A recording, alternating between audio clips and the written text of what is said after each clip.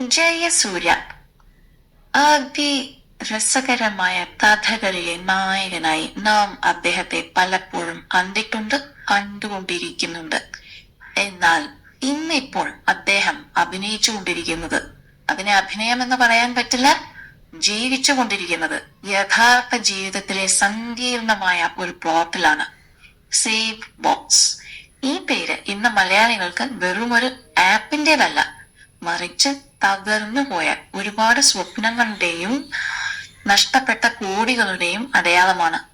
ഈ കേസിൽ നടൻ ജയസൂര്യയെയും ഭാര്യ സരിതയെയും ഇടി വരിഞ്ഞു മുറുക്കുമ്പോൾ പുറത്തു വരുന്നത് സിനിമയെ വെല്ലുന്ന ട്വിസ്റ്റുകളാണ്.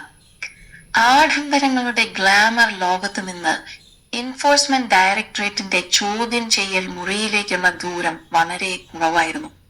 സരിത ജയസൂര്യയെ മണിക്കൂറുകളോളം ചോദ്യം ചെയ്തപ്പോൾ ഇഡി പ്രധാനമായും തിരഞ്ഞത് ആ പണത്തിന്റെ ഉറവിടമാണ്.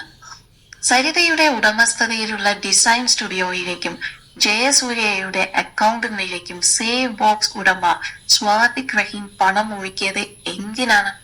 വെറുമൊരു പരസ്യത്തിന്റെ പ്രതിഫലം മാത്രമാണോ ഇത്? അതോ ഇതിനു പിന്നിൽ വലിയ ഒരു ബിസിനസ് കൂട്ടുകെട്ടുണ്ടോ? സാധാരണക്കാർ ജയസൂര്യയുടെ ചിരിക്കുന്ന മുഖം കണ്ടാണ് ഈ ആപ്പിൽ വീണുപോയത്. ഐഫോണും ഗാഡ്ജറ്റുകളും ലേലത്തിലൂടെ കുറഞ്ഞ വിലയ്ക്ക് ₹1 വരെ കിട്ടുമെന്ന് കരുതിയവർക്ക് ഒടുവിൽ ലഭിച്ചത് വലിയ ഒരു വട്ടപൂജ്യമായിരുന്നു. തങ്ങളുടെ പ്രിയപ്പെട്ട താരം പ്രൊമോട്ട് ചെയ്യുന്ന ഒന്നിനെ കണ്ണടച്ച് വിശ്വസിച്ച പാവങ്ങളുടെ പണം എവിടെ പോയി?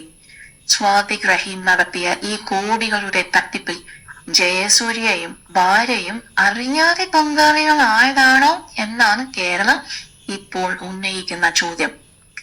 അന്വേഷണം ഇപ്പോൾ മാസങ്ങൾ പിന്നിടുമ്പോഴും എൻഫോഴ്സ്മെന്റ് ഡയറക്ടറേറ്റ് വിട്ടുവീഴ്ചയ്ക്ക് തീരെ തയ്യാറല്ല. ജയസൂര്യയുടെയും സരിതയുടെയും പേരിലുള്ള 39 ലക്ഷത്തിലധികം രൂപയുടെ സ്വത്തുക്കൾ മരവിച്ച നടപടി വെറുമൊരു തുടക്കം മാത്രമാണ്. കുറ്റകൃത്യത്തിലൂടെ സമ്പാദിച്ച പണം എന്നാണ് ഇഡി ഇതിനെ വിശേഷിപ്പിക്കുന്നത്. ഇത് കേവലം ഒരു പരസ്യ കരാറിന്റെ ലംഘനമല്ല, മറിച്ച് ഗൗരവകരമായ ഒരു സാമ്പത്തിക കുറ്റകൃത്യത്തിന്റെ നിഴലിലാണ് ഇപ്പോൾ ഈ പ്രശസ്ത താരകുടുംബം നിൽക്കുന്നത്. ജയസൂര്യയുടെ കരിയറിലെ ഏറ്റവും അടുത്ത പരീക്ഷണ ഘട്ടത്തിലൂടെയാണ് ഇപ്പോൾ അദ്ദേഹം കടന്നുപോകുന്നത്. സിനിമയിൽ ഏത് റോളും മനോഹരമായി ചെയ്യുന്ന അദ്ദേഹം ജീവിതത്തിലെ ഈ പ്രതി നായക അഥവാ വില്ലൻ വേഷത്തിൽ നിന്ന് എങ്ങനെ രക്ഷപ്പെടും?